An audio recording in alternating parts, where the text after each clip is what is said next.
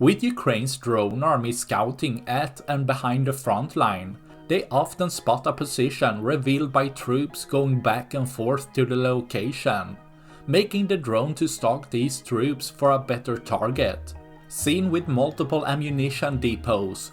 Seen here as the movement at a damaged building took place, sending a drone to strike the location, with Russia storing a lot of ammunition outside the building.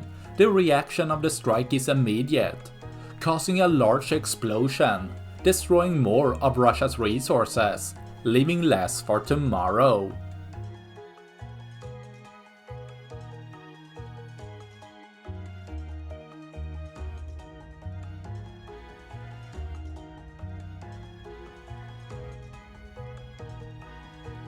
That's all I had for this video. Please like and subscribe for more. Thanks for watching. Bye.